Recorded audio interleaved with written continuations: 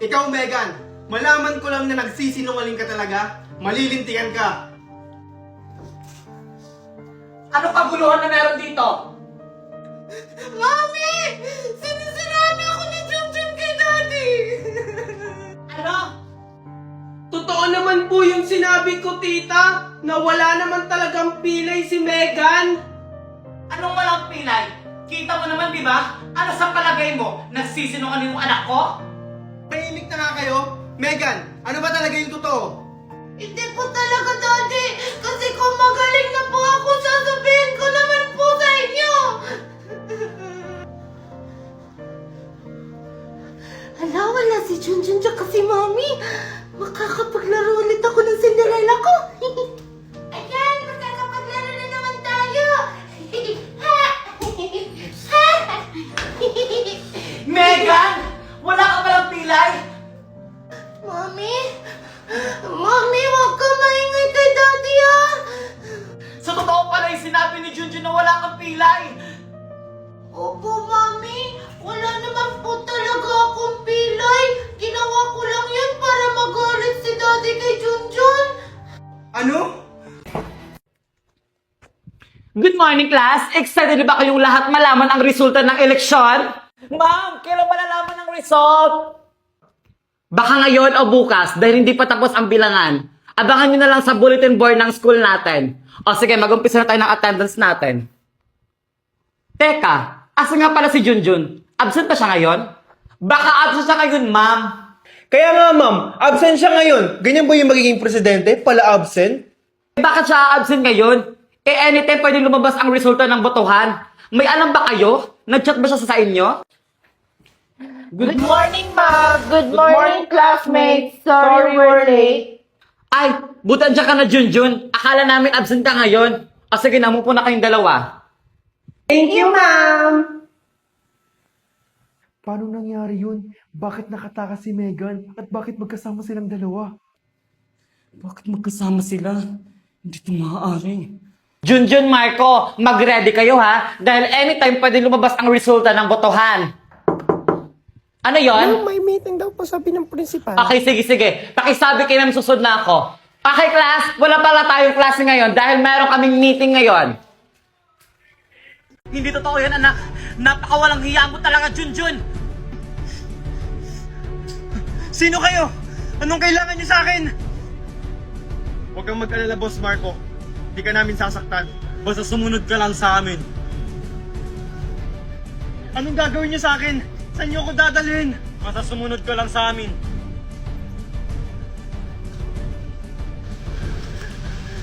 Junjun? Valerie, Megan? Ano nangyayari dito? Asawa! Daddy! Ang sagradong anak mo lang naman ang kumidnap sa'yo! Totoo ba yun, Junjun? Na ikaw yung may kakagawan nito? Oo, Papa. Ako ang nagpakidnap sa'yo dahil gusto ko lang ilayo kayo sa babaeng yan. Alam niyo ba, Papa, habang nagsasama kayo ni Tita Valerie, may iba siyang lalaki. At isa pa, siya din ang may dahilan kung bakit kayo na ospital. Nilason ka niya, Papa. Hindi totoo yan, Marco! Dahil sinungaling siya! Dahil alam mo naman na magaling siya gumawa ng kwento dahil isa siyang pulube! Bitawan niyo ako! Hindi ko na alam kung sino yung paniniwalaan ko sa inyo! Ako, Papa. Ako paniwalaan mo dahil ako ang asawa mo! Ako, Papa, dahil may ebidensya ako. Junjun! Sinasabi ko na nga ba, ikaw ang may pakana nito! Pero Mami, wala ka namang sinabi! Manahimik ka! Paano ka nakalaya, Junjun? Di ba nasa kulungan ka?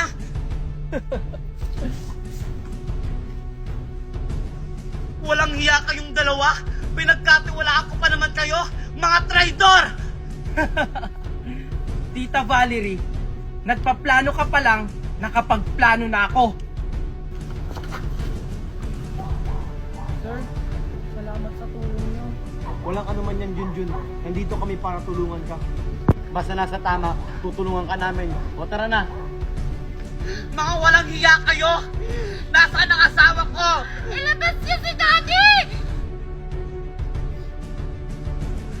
Nasaan ako? Valerie? Megan? Junjun?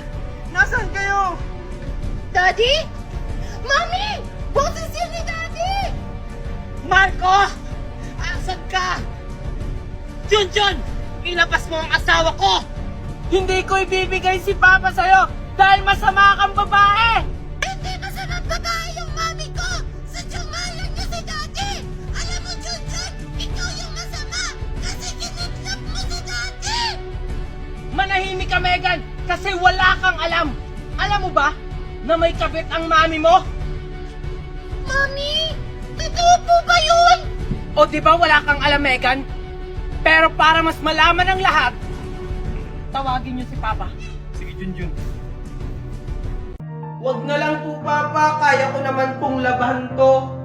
Hindi, Junjun. Sobra na kasi yung ginagawa sa'yo. Oo na, Daddy! Kasalanan ko na! Ano, Junjun? Masaya ka na? Hayaan mo na sila, anak. Papasok ka sa school. Tara. Anak, Megan, bilisan mo dyan. Magsha-shopping tayo. Ah, Mami? Ngayon na tayo mag-shopping? Kaya nga, bilisan mo dyan kasi ngayon tayo magsha-shopping. Ah, sige po, Mami. Oh, Manong, anong ginagawa mo sa harap ng bahay namin? Ah, andyan po ba si Sir Marco? O bakit? Anong kailangan mo sa asawa ko? Ah, kayo po pala yung asawa ni Sir Marco. Ah, pakibigay na lang po kay Sir Marco. Ano ba to? Basta, si Sir Marco lang yung nakakaalam yan. O sige po, alis na po ako. Manong, wait ang kinaka... Teka, ang bilis naman ng Manong na yun. Ano kaya binigay niya kay Marco? Parang hirap buksanin to.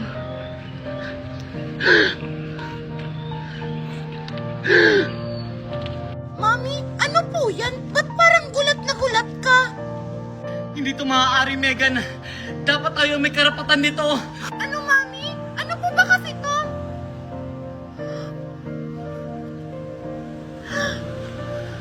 Hindi to maaari, Megan. Junjun? Junjun? Ah, si Junjun po ba hinahanap nyo? Oo, si Junjun. Tsaka, asan nga pala si Junjun? Bakit sira na yung tinitirahan niya? Ah, wala na po dyan si Junjun. Matagal na siyang hindi dyan nakatira. Ano? Alam mo ba kung nasan siya ngayon? Palagi ko po siyang nakikita sa palengke. Palaboy-laboy siya ngayon doon. Ah, ganun ba? Sige, salamat. O kaya makikita si Junjun. Teka, si Junjun ba yun? Junjun? Ah, huwag niyo po akong ipapapulis. Babayaran ko na lang po yung dinukot ko sa inyo. Ay, hindi, Junjun. May gusto lang akong sabihin sa'yo. Ah, ano po pala yon? Junjun, huwag ka sanang mabibigla ha. Ako yung tunay mong ama. Ha? Bakit ngayon lang po kayo nagpakilala sa akin? Ah, Junjun, ayaw kasi ng nanay mo na maihiwalay ka sa kanya. Pero, bago siya mawala, inabilin ka niya sa akin. Teka, Junjun, dahan-dahan lang, Junjun, ha?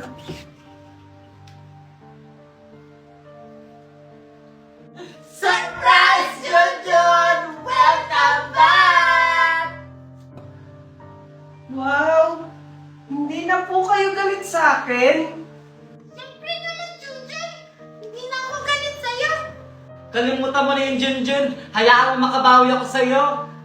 Valerie, Megan, masaya ako kasi tanggap niya si Junjun.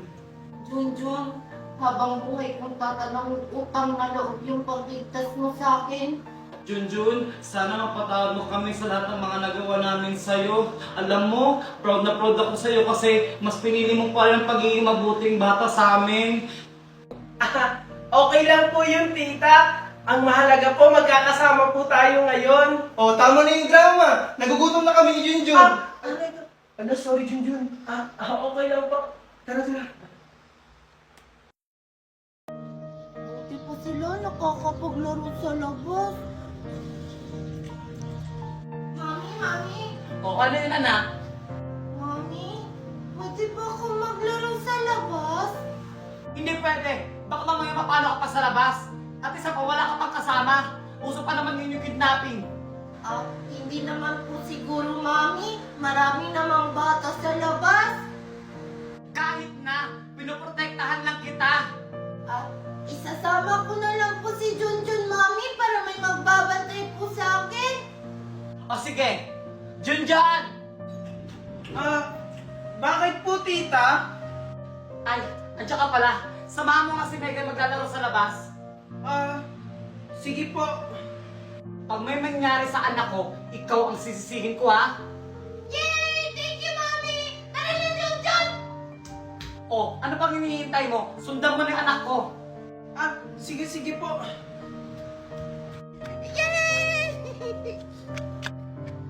Megan, saan ka pupunta? Sabi ni mami mo, dito ka lang daw maglalaro, wag ka daw lumayo. Huwag ka maingay! Hindi naman malalaman ni Mami yun!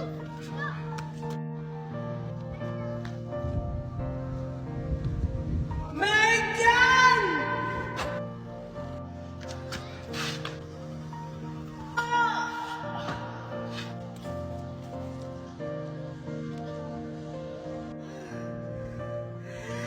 Junjun!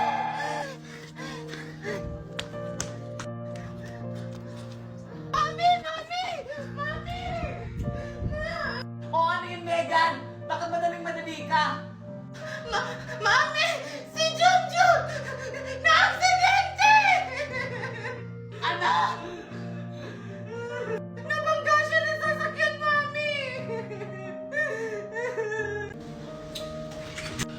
Tito, wait lang! Bakit Junjun? Sana hindi po kayo magalit. Bakit? Ano ba yung sasabihin mo? Tito, uuwi na lang po siguro ako kasi lagi na lang po kayong nag-aaway. Ano ka ba, Junjun? Wala ka nang uuwian. Tsaka, hindi naman ikaw yung dahilan kung bakit kami nag-aaway.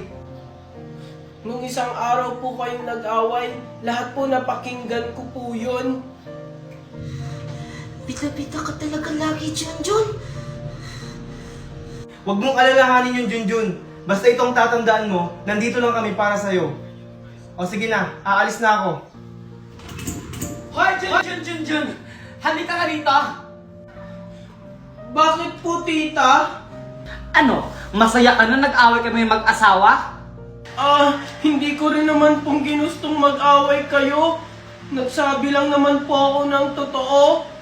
Di ba ayan yung gusto mo? Yung sirain mo yung pamilya namin? Oo nga! At dahil sa'yo, nalaman ni Daddy na nagsisinungaling ako! Itong bagay sa'yo!